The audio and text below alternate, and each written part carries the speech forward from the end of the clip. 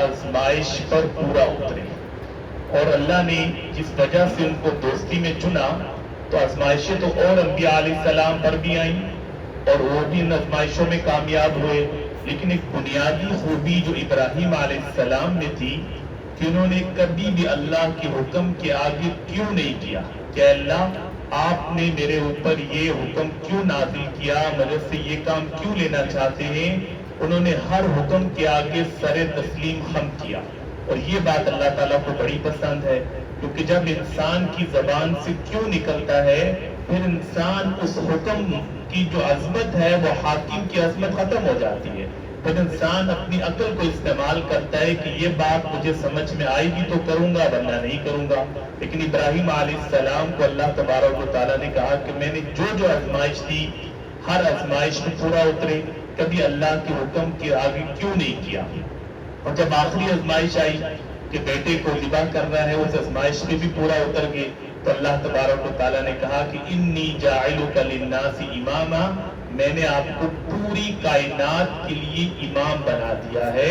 دنیا کا جو بھی مذہب ہوگا جس کا تعلق آسمانی مذاہب سے ہے وہ ابراہیم علیہ السلام سے اپنے تعلق کو فخر کے طور پہ محسوس کرے گا۔ یہی وجہ ہے کہ یہودیت ہو، عیسائیت ہو یا اسلام ہو، تینوں مذاہب کو ہم کہتے ہیں سامی مذاہب، سیمیٹک ریلیجن، جو کہ آسمانی مذاہب ہیں، جن کے پاس وحی ہے، آسمانی کتابیں ہیں، سب اپنی نسبت ابراہیم علیہ السلام کے ساتھ جوڑنا اپنے لیے سعادت سمجھتے ہیں۔ اور نبی علیہ السلام تو خود فرمایا کرتے تھے کہ میں ابراہیم علیہ السلام کی دعا کا نتیجہ ہوں، کیونکہ آگے ابراہیم علیہ السلام کی دعا آ رہی ہے جس میں انہوں نے اللہ تعالیٰ سے دعا کی کہ اپنے ایک ایسے محبوب کو اس کائنات کے اندر بھیجیں جو آ کر پورے مکہ کی بستی کو تبدیل کر دے، یہاں پر توحید کے نعرے کو بلند کر دے۔ تو نبی علیہ السلام فرماتے تھے کہ میں تو ابراہیم علیہ السلام کی دعا ہوں اور عیسیٰ علیہ السلام کی بشارت ہوں، کیونکہ تورات میں لکھا ہے کہ عیسیٰ علیہ السلام اپنی قوم کو کہہ رہے ہیں کہ میں تمہیں خوشخبری دینے والا ہوں، وَمُبَشِّرًا بِرَسُولٍ یَأْتِی مِن بَعْدِی اسْمُهُ احمد، کہ ایک نبی میرے بعد آئیں گی جن کا نام احمد ہوگا، میں تمہیں بشارت دے رہا ہوں۔ تو آپ فرمایا کرتے تھے کہ میں عیسیٰ علیہ السلام کی بشارت خوشخبری ہوں، اور پھر فرمایا کرتے تھے کہ میں اپنی والدہ کی خواب کی تعبیر ہوں، کیونکہ نبی علیہ السلام کی جب تک ولادت نہیں ہوئی تھی تو آمنہ فرماتے ہیں کہ ولادت سے کچھ عرصہ پہلے مجھے ایسا لگا کہ میرے جسم سے ایک نور نکلا ہے، اور اس سے میں نے دیکھا کہ شام کے محلات تک روشن ہو گئے، اور وہ نبی علیہ السلام کی ولادت کی طرف اشارہ تھا۔ تو آپ یہ تینوں چیزیں کثرت سے فرمایا کرتے تھے کہ میں ابراہیم علیہ السلام کی دعا ہوں، میں عیسیٰ علیہ السلام کی بشارت ہوں، اور اپنے والدہ کی خواب کی تعبیر ہوں۔ بہرحال اب یہاں پر آگے اللہ تبارک و تعالیٰ نے ابراہیم علیہ السلام کا آگے ذکر کیا کہ وَإِذْ جَعَلْنَا الْبَيْتَ، اللہ فرما رہے ہیں کہ جب ہم نے بیت اللہ کو بنا دیا، کیا بنا دیا؟ مَثَابَةً لِلنَّاسِ، کہ لوگوں کے لیے ٹھکانے کی جگہ، کہ لوگوں کو بیت اللہ میں لوگ آتے ہیں، ان کو سکون ملتا ہے، ان کو ٹھکانہ ملتا ہے، تو ہم نے بیت اللہ کو لوگوں کے لیے ایک ٹھکانہ بنا دیا، وَأَمْنًا، اور امن کی جگہ بنا دیا۔ اب یہ واقعہ کب کا تھا کہ جس ٹائم اللہ تبارک و تعالیٰ کی طرف سے یہ حکم ہوا اسماعیل علیہ السلام اور حضرت حاجرہ علیہ السلام کے حوالے سے کہ ابراہیم علیہ السلام ملک شام میں تھے، ان کو کہا گیا کہ جائیں اور اپنی بیوی اور بچے کو ایک صحرا میں چھوڑ کر آنا ہے۔ سفر کرتے کرتے جب بیت اللہ کے پاس پہنچتے ہیں جہاں پر مکہ ہے، تو یہاں پر نہ کوئی بندہ نہ بندے کی ذات، بالکل چٹیل میدان اور کالے پہاڑ۔ اب یہاں پر جہاں پر آج ہمیں بیت اللہ نظر آتا ہے، یہاں پر ایک بہت بڑی سا پتھر پڑا ہوا تھا، اور یہاں پر ابراہیم علیہ السلام نے اپنی بچے اور بیوی کو چھوڑا اور چند کھجوریں دے دی، اور پانی کا ایک مشکیزہ تھا وہ ان کے حوالے کیا، اور ان کو چھوڑ کر واپس آ رہے ہیں۔ دل بڑا اداس ہے کہ پتہ نہیں یہاں پر کیا ہوگا۔ حضرت حاجرہ علیہ السلام 3 بار پیچھے آئے اور بار بار کہنے لگے کہ ابراہیم تم ہمیں کہاں چھوڑ کے جا رہے ہو؟ ابراہیم علیہ السلام نے کوئی جواب نہیں دیا، اور تیسری بار خود ان کے ذہن میں آیا اور فرمانے لگی کہ کیا یہ اللہ کا حکم ہے؟ تو ابراہیم علیہ السلام نے سر ہلایا، تو ان نے فوراً کہا کہ تب تو اللہ تعالیٰ ہمیں کبھی ضائع نہیں کریں گے، اور اس کے بعد وہ چلے گئے۔ اس کے بعد اللہ تبارک و تعالیٰ کی طرف سے جیسے اسماعیل علیہ السلام کو پیاس لگتی ہے اور حاجرہ علیہ السلام پانی کی تلاش میں گھومتی ہیں اور اللہ تبارک و تعالیٰ کی طرف سے وہاں پہ زمزم کا پانی نکلتا ہے اور اس کے بعد وہاں پر لوگ آباد ہونا شروع ہو جاتے ہیں. کیونکہ اس زمانے میں جہاں پر پانی ہوتا تھا جانور بھی وہاں پہ آنا شروع ہو جاتے تھے, لوگ بھی آنا شروع ہو جاتے تھے. تو جرہم قبیلہ وہاں پر آ کے آباد ہو گیا اور اس کے ساتھ اور قبائل بھی آباد ہونا شروع ہو گئے. اب ابراہیم علیہ السلام بہت عرصے بعد آتے ہیں. اسماعیل علیہ السلام سے ملاقات ہوئی, اپنی حضرت حاجرہ علیہ السلام سے ملاقات ہوئی. پھر اللہ کی طرف سے حکم ہوا کہ اب آپ نے بیت اللہ کی تعمیر کرنی ہے. اب ابراہیم علیہ السلام بیت اللہ کی تعمیر شروع کرتے ہیں. اب بیت اللہ کو انہوں نے انہی بنیادوں پہ کھڑا کیا جس بنیاد پہ پہلے تعمیر ہو چکی تھی. کیونکہ حدیث میں آتا ہے کہ سب سے پہلے بیت اللہ کی تعمیر فرشتوں نے کی تھی اور اس کے بعد آدم علیہ السلام کو جب اللہ نے زمین پہ اتارا انہوں نے دوبارہ اس کی تعمیر کی. پھر طوفان نوح تک آدم علیہ السلام کی تعمیر چلتی رہی. جب طوفان نوح آ گیا تو اللہ تبارک و تعالیٰ کی طرف سے پہاڑ سے ایک پتھر گرتا ہے اور بیت اللہ کو مکمل کور کر لیتا ہے. تو اس کے بعد سے بیت اللہ کی عمارت تو قائم نہیں رہی لیکن بنیادیں موجود تھیں. اس کے بعد ابراہیم علیہ السلام اب بیت اللہ کی تعمیر کرتے ہیں. اسی بنیادوں پر بیت اللہ کو کھڑا کیا, صاف ستھرا کیا, وہاں پہ بہت سی دعائیں کی. ان دعاؤں کا آگے ذکر آتا ہے. تو اللہ فرما رہے ہیں کہ جب ہم نے ابراہیم علیہ السلام کو یہ حکم دیا تو انہوں نے پھر دعا کی کہ اللہ اس بیت اللہ میں ہر قسم کا پھل پہنچا دیں یا اس کو امن کی جگہ بنا دیں. اور اللہ نے اس کو ایسے امن کی جگہ بنایا کہ کوئی شخص بھی بیت اللہ میں اسلام سے پہلے بھی کوئی لڑائی نہیں کرتا تھا, جھگڑا نہیں کرتا تھا. ایون کوئی اپنے قاتل کو بھی دیکھ لیتا تو بیت اللہ پہ اٹیک نہیں کرتا تھا کہ یہ امن کی جگہ ہے. تو ایک تو اللہ نے اس کو امن کی جگہ بنایا. تو اس کا ذکر ہے کہ وَإِذْ جَعَلْنَا الْبَيْتَ کہ جب ہم نے بیت اللہ کو بنا دیا مَثَابَةً لِلنَّاسِ لوگوں کے لیے ٹھکانہ وَأَمْنًا اور امن کی جگہ. اور حضرت عبداللہ ابن عباس فرماتے ہیں کہ یہ ایسا ٹھکانہ ہے کہ لوگوں کا دل بھر جاتا ہے جب لوگ کسی ایک جگہ کا وزٹ کرتے ہیں 2 دفعہ 3 دفعہ, لیکن جو بیت اللہ نہیں گیا ہوتا اس کا بیت اللہ دیکھنے کا دل چاہتا ہے. جو ایک بار وہاں پر زیارت کر کے آتا ہے, طواف عمرہ کر کے آتا ہے, اس کو زیادہ طلب ہو جاتی ہے دوبارہ جانے کی. اور لوگ سینکڑوں بار جائیں گے لیکن ان کا دل نہیں بھرتا. دنیا میں کوئی ایسی جگہ نہیں ہے لوگ 5 6 7 مرتبہ چلے جائیں تو وہ خوبصورت سے خوبصورت جگہ جانے کو دل نہیں چاہتا. لوگ کہتے ہیں کہ بس یہ تو جگہ ہم نے دیکھ لی ہے, لیکن یہاں پر لوگ بار بار آتے ہیں اور لوگوں کو پہلی بار سے زیادہ مزہ دوسری بار, دوسری بار سے زیادہ مزہ تیسری بار. تو یہ اللہ نے لوگوں کے لیے ایسے اس کے اندر اٹریکشن پیدا کی وَأَمْنًا اور امن کی جگہ بنا دی. اور آگے وَاتَّخِذُوا مِن مَقَامِ إِبْرَاهِيمَ مُصَلًّى اللہ فرما رہے ہیں کہ جہاں پر مقام ابراہیم ہے, آج بھی ہم بیت اللہ کے سامنے دیکھتے ہیں تو سنہری جالیاں نظر آتی ہیں. اس کے اندر ایک اور باکس پڑا ہے جس میں بھی سنہری جالیاں ہیں. وہاں پہ ایک بڑا سا پتھر ہے جس پر ابراہیم علیہ السلام کے قدموں کے نشانات ہیں.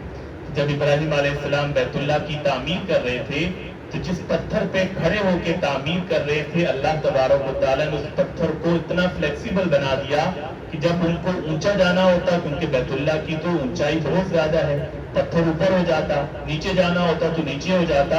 تو وہاں پر ان کے قدموں کے نشانات ہیں جس کو مقام ابراہیم کہا جاتا ہے. تو اللہ فرما رہے ہیں جب تم طواف کر لو تو وَاتَّخِذُوا تم بنا دو من مقام ابراہیم مقام ابراہیم کو مصلی نماز پڑھنے کی جگہ. مراد کیا ہے کہ جب آپ عمرہ کرتے ہیں, طواف کرتے ہیں تو مقام ابراہیم کے جتنا قریب ہم ہو سکیں وہاں پر 2 رکعت انسان نفل پڑھتا ہے. اور یہ جب نبی علیہ السلام اپنا عمرہ کر کے واپس آ رہے تھے تو حضرت عمر رضی اللہ تعالیٰ نے تجویز دی کہ رسول اللہ میرا دل چاہتا ہے کہ ہم یہاں پہ 2 رکعت نفل نہ پڑھ لیں. نبی علیہ السلام خاموش ہو گئے کیونکہ عبادات کے اندر تو عقل نہیں چلتی, عبادات میں تو اللہ کا حکم چلتا ہے. اب نبی علیہ السلام تھوڑا سا آگے گئے تو فوراً جبرائیل علیہ السلام اس آیت کو لے کر آگے کہ وَاتَّخِذُوا مِن مَقَامِ إِبْرَاهِيمَ مُصَلًّى کہ اللہ بھی یہ چاہتے ہیں کہ یہاں پر 2 رکعت نفل پڑھے جائیں. تو نبی علیہ السلام نے یہاں پہ نفل پڑھے. اور 22 ایسے مقامات ہیں جہاں پر حضرت عمر رضی اللہ تعالیٰ عنہ نے نبی علیہ السلام کو مشورہ دیا اور وہ چیز قرآن کی آیت بن کے نازل ہو گئی، جس میں شراب کی حرمت ہے، جس میں پردے کے احکامات ہیں، جس میں اذان کے حوالے سے چیزیں ہیں، جس میں منافقین کی نماز جنازہ نہ پڑھنے کے حوالے سے حضرت عمر کا مشورہ ہے، تو یہ حضرت عمر کی فضیلت تھی۔ بہرحال جی یہاں پر نبی علیہ السلام نے 2 رکعت نفل پڑھے، اور آج بھی جب عمرہ کرتے ہیں تو مقام ابراہیم کے جتنا قریب ہو سکیں، ورنہ پورے حرم میں جہاں پر بھی جگہ مل جائے تو 2 رکعت نفل پڑھے جاتے ہیں۔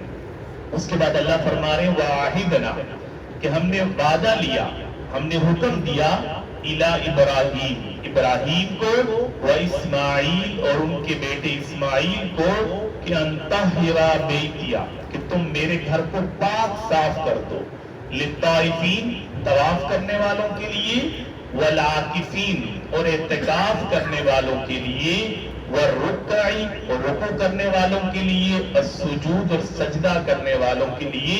یہاں پر لوگوں کی کثرت ہونی ہے، تم اس بیت اللہ کو پاک صاف کر دو۔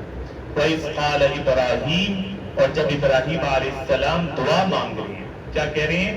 ربی، اے میرے رب، اجعل، آپ بنا دیجئے، ھذا، اس جگہ کو، اس مکان کو، اس بیت اللہ کو، بلدن آمینہ، ایک امن والا شہر بنا دے، کہ یہاں پر کوئی لڑائی جھگڑا نہ ہو، وارزق اہلہ، اور آپ ان کو رزق عطا کریں، ان کے اہل والوں کو، من الثمرات، ہر قسم کا پھل۔ یعنی 2 دعائیں ابراہیم علیہ السلام نے مانگی، کہ ایک تو بیت اللہ مکہ کے اندر امن رہے، کوئی خون خرابہ نہ ہو، اور دوسرا یہاں کے رہنے والوں کے لیے ہر قسم کا پھل پہنچا دیں۔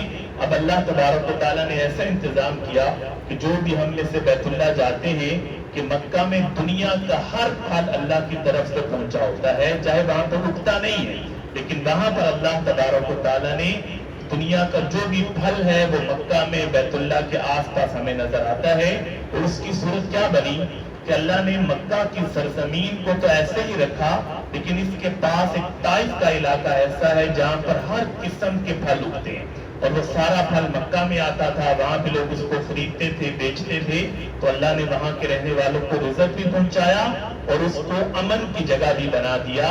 یہ دونوں ابراہیم علیہ السلام کی دعائیں ہیں جو اللہ نے قبول کی۔ کس کے لیے؟ من آمن منہم باللہ، جو اللہ پر ایمان لاتا ہے، والیوم الآخر، اور آخرت کے دن پر ایمان لاتا ہے۔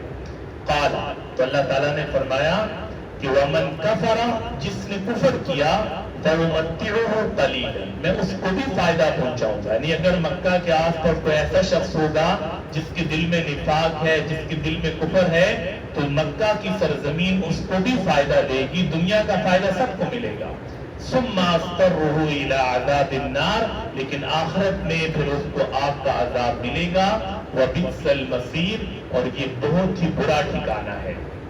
اب اللہ تبارک و تعالیٰ نے پھر اسماعیل علیہ السلام اور ابراہیم علیہ السلام کی 3 دعاؤں کا ذکر کیا یہاں پر، کہ وَإِذْ يَرْفَعُ إِبْرَاهِيمُ، کہ جب ابراہیم علیہ السلام بلند کر رہے تھے، القواعد، بنیادوں کو، من البیت، بیت اللہ کی، یعنی بیت اللہ کو انہوں نے اس کی بنیادوں سے دوبارہ سے تعمیر شروع کی، وَإِسْمَاعِيل، اور اسماعیل علیہ السلام بھی ان کے ساتھ تھے۔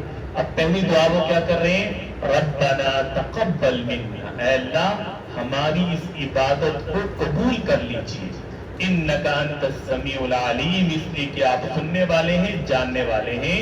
تو سب سے پہلی چیز ہمیں کیا سمجھ میں آتی ہے کہ انسان جتنا بڑے سے بڑا کام بھی کر رہا ہو، اگر اللہ کی طرف سے قبولیت نہ ہو تو اس کام کا کوئی فائدہ نہیں ہوتا۔ اب دیکھیے اس سے بڑی بات کیا ہے کہ اللہ تعالیٰ کا گھر بنانا اور اللہ تعالیٰ کے حکم کی پاسداری کرنا، لیکن سب سے پہلی کیا دعا کی کہ ربنا تقبل منا، کہ اللہ ہمیں قبولیت عطا کر دے، کیونکہ اللہ کے ہاں قابلیت نہیں چلتی، اللہ کے ہاں قبولیت چلتی ہے۔ اور سورۃ مائدہ میں تو اللہ تعالیٰ نے یہاں تک فرمایا کہ انما یتقبل اللہ من المتقین، کہ اللہ صرف متقین کی عبادت کو قبول کرتے ہیں۔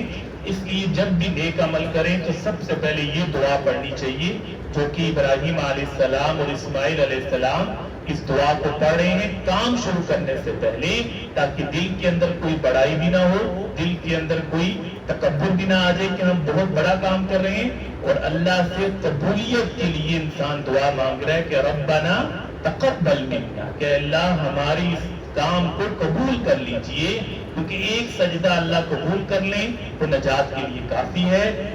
جتنی مرضی عبادت کر لیں، اگر قبولیت نہیں ملتی تو اس عبادت کا فائدہ کوئی نہیں۔ انک انت السمیع العلیم، کہ آپ سننے والے جاننے والے ہیں۔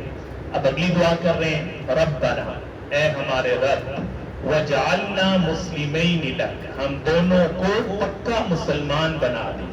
اسلام کا مطلب کیا ہے؟ کہ اللہ کے حکم کے آگے سر جھکانا، سر تسلیم خم کرنا، اس کو اسلام کہا جاتا ہے۔ اور یہ اسلام کا جو ورڈ ہے یہ باقی مذاہب کے لیے بھی بولا جاتا ہے۔ اس لیے آپ قرآن کے اندر دیکھیں، اللہ نے فرمایا کہ ہم نے آپ کا نام مسلمان رکھا اور آپ سے پہلے والی قوموں کا نام بھی یہ رکھا، تو اس لیے اسلام جو ہے یہ آدم علیہ السلام کے دور سے شروع ہو جاتا ہے اور نبی علیہ السلام کے دور تک چلتا ہے۔ اب اسلام کے مختلف ورژن ہیں، کسی کو یہودیت کہتے ہیں، کسی کو عیسائیت کہتے ہیں، کسی کو قوم ہود کی طرف کوئی صحیفے نازل ہوئے، تو سب اسلام کی مختلف صورتیں ہیں۔ لیکن اللہ نے جو مذہب پہلے دن سے اپنے لیے کہا کہ اس میں تمہاری کامیابی ہے، وہ اسلام ہی اس کا نام رکھا۔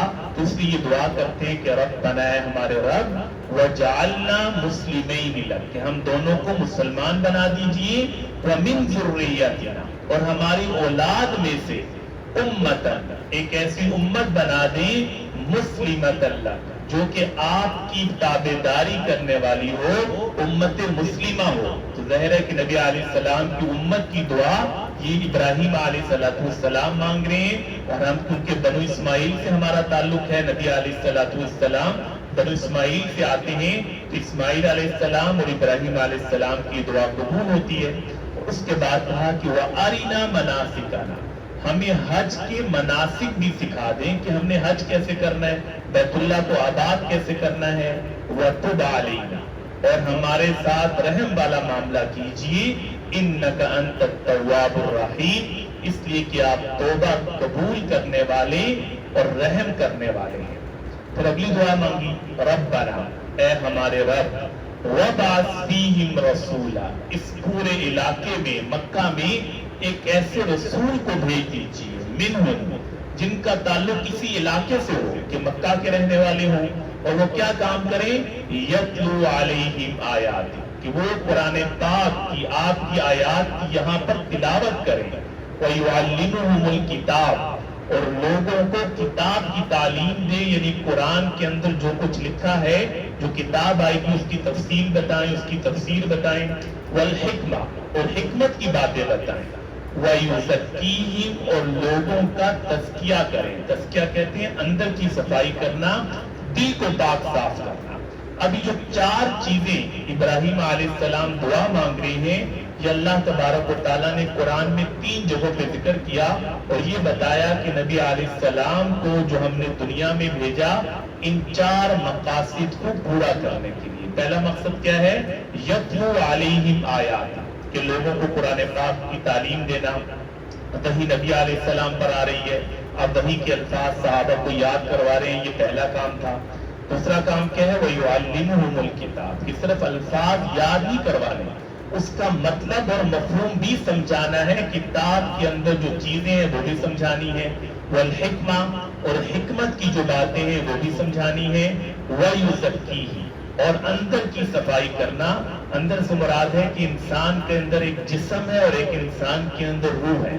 جیسے جسم بیمار ہو جاتا ہے، اس کا علاج کرتے ہیں، وہ ٹھیک ہو جاتا ہے، ایسے ہی روح کو بھی بیماریاں لگتی ہیں۔ روح کی بیماری کیا ہے، انسان کے اندر نفاق ہے، بغض ہے، کینہ ہے، نفرت ہے، تکبر ہے، گناہ کی عادت ہے، یہ سب انسان کی روح کی بیماریاں ہیں۔